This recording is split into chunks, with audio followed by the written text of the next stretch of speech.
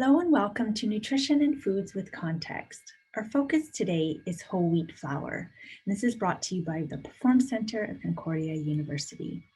According to a report published in 2017 by Genovate, or Enabling Gender Equality in Agricultural and Environmental Innovation, it is estimated that around the world, wheat provides up to 20% of energy and protein that people eat. Approximately 80 million farmers in the world rely on wheat for their livelihoods. Today, we'll look briefly at some measures to make growing and harvesting wheat more sustainable for the environment. We'll look at who in our global society works with wheat, what wheat brings to our bodies, and how this impacts our health and prevents disease. Lastly, we'll look at some food safety tips for handling wheat in the kitchen, and then we'll finish off with making some whole wheat bread. Wheat is a grass, harvested in Canada in the prairies. Wheat fits into the balanced plate by taking up space in the grain and starch section of the plate. Whole wheat brings us fiber, vitamins, and minerals. Which country do you think produces the most wheat in the world? The answer is China. Growing and harvesting wheat is different depending on where you live. Some places rely on big machines like combines, while other places rely more heavily on human laborers, most often workers who move and work seasonally, known as migrant workers. The Food and Agricultural Organization of the United Nations published this report called Save and Grow in Practice. That is a reflection of practices around the world to make the production of wheat more sustainable, and also as a guide to sustainable cereal production. There was 11 key points, and here are 3 main points that pertain to wheat. So a long-time practice in Western Asia and Northern Africa, the practice of planting legumes like lentils and other beans helps add nitrogen to the soil, which has been found to increase grain yields, or how much grain can be grown, and increase the protein content of the grains like wheat. In South Asia, farmers practice zero tillage, or no plowing of the soil, which airs it out more and can increase the need for more water. So by alternating grains with wet rice fields, they can reduce how much water is used. In Kazakhstan, wheat is rotated and farmers have stopped plowing to reduce costs and erosion. India is the world's second largest producer and consumer of wheat behind China. For farmers, once the wheat is ready, it needs to be sold right away. Otherwise, they risk spoilage from wet weather. If the moisture content is too high, farmers get a lower price, and if it is too wet, it is worthless. The lockdown last spring in March 2020 hit India's more than 7,000 wholesale food markets. Nearly 90% of laborers aren't around, shared one commission agent. Last season, there were 5,000 laborers, and this season, there are only 500. We haven't seen anything like this before. Migrant workers can earn about half their annual income during the wheat harvest working at the wholesale markets, unloading, cleaning, weighing, packing, and reloading millions of wheat sacks onto tractor trolleys that then ferry it to government and private warehouses. Because of the lockdown, migrant workers missed out on earnings, which impacts their families and their local economies. Here in Canada, based on statistics from 2018, around 220 Canadian grain and seed farms rely on the Temporary Foreign Worker Program to provide around 1,090 jobs. Workers come from the south to live and work on farms during the spring to fall, living apart from their families to grow wheat and other crops. These workers put in 12 to 14-hour days, operating heavy machinery, handling pesticides, and often living in substandard housing. Immigrant farm workers enjoy few of the benefits that Canadian workers do, and there are documented cases of workers who have been sent back to their countries of origin if they are injured on the job. To learn more, I encourage you to look at the Migrant Workers' Rights online database for more stories and to learn how to make a difference. The Genovate report on wheat-based systems shares how gender roles and feeling independent and able to make free choices or having agency work together to influence agricultural innovation at the local level. The findings are based on the perspectives and experiences of approximately 2,500 women and men who live and work in 43 villages of Afghanistan, Bangladesh, Ethiopia, India, Morocco, Nepal, Pakistan, and Uzbekistan, where wheat is a key crop. Participants were asked about their power and freedom to make decisions and whether they are better or worse off compared to 10 years ago.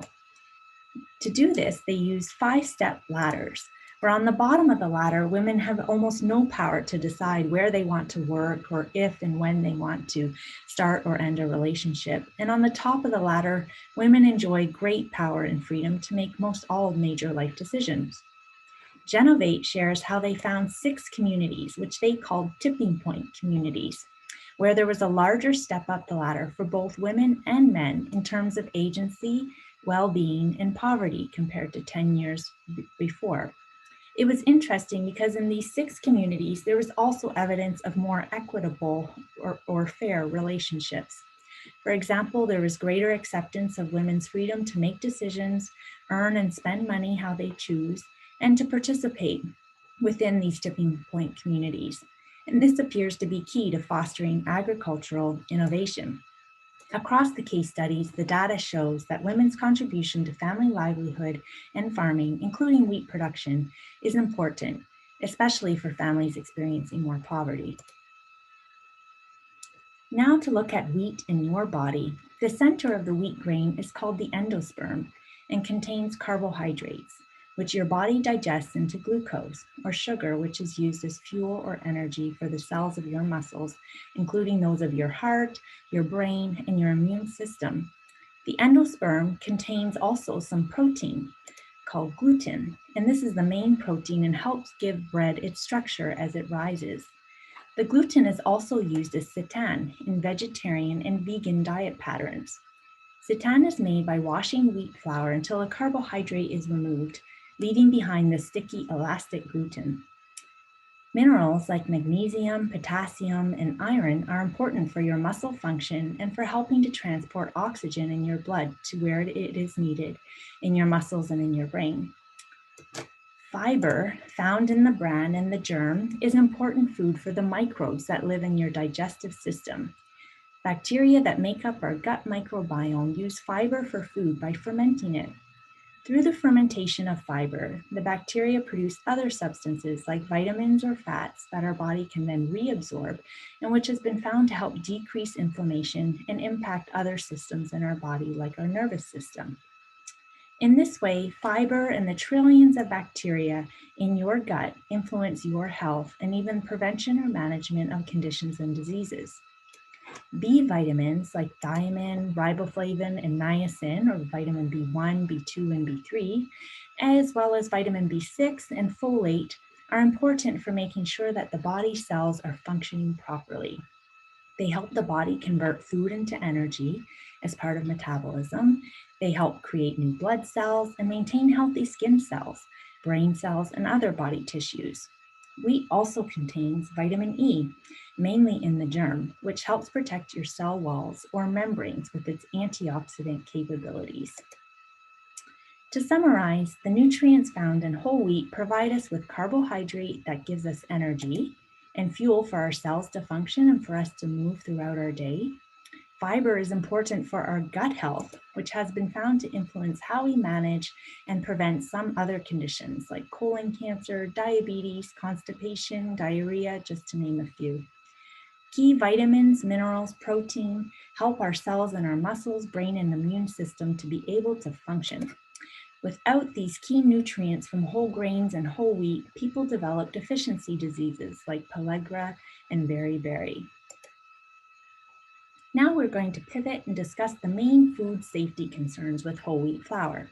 Number 1, don't eat raw dough unless the flour has been heat treated to kill the bacteria, up to 160 degrees Fahrenheit if you're able to measure with a thermometer, or in a preheated oven for 7 minutes at 250 degrees Fahrenheit.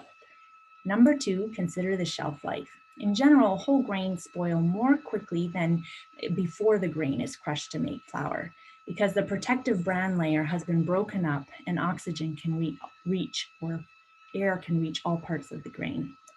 Number 3, storage. If stored properly in airtight containers, most whole grain flours and meals will keep for 1 to 3 months on a cool, dry pantry shelf and 2 to 6 months in the freezer.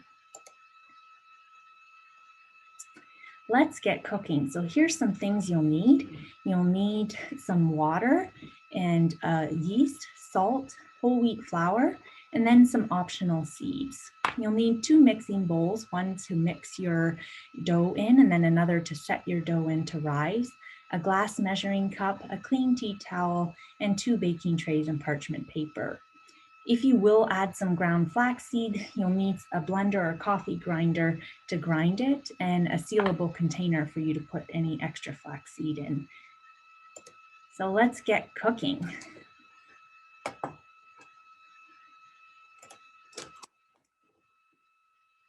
So to start off, we're going to heat 3 cups of cold tap water in the microwave for 2 minutes. While that's heating, we can add our flour into a big mixing bowl. When the water comes out, we can add the yeast, 1½ tablespoons, and a ½ teaspoon of sugar, and let this sit for 10 minutes so the yeast can grow. Meanwhile, we can add 2¼ teaspoons of salt to the flour in the bowl and grind flax seeds in a coffee grinder or blender and store the rest in a sealed container in the fridge. So here we're adding up to 1 cup of ground flax to the flour. You can add less if you want. And I chose to add some caraway seeds, a ½ cup, but you could add different seeds or none at all. You could keep it plain as well. We're going to mix the dry ingredients. And 10 minutes have passed by, the yeast has grown. We're going to combine the wet with the dry ingredients.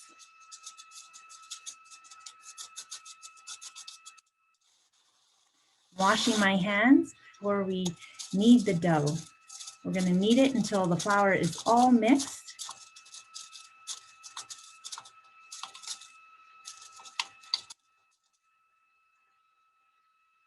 And we're going to cover and let this sit for 2 to 5 hours.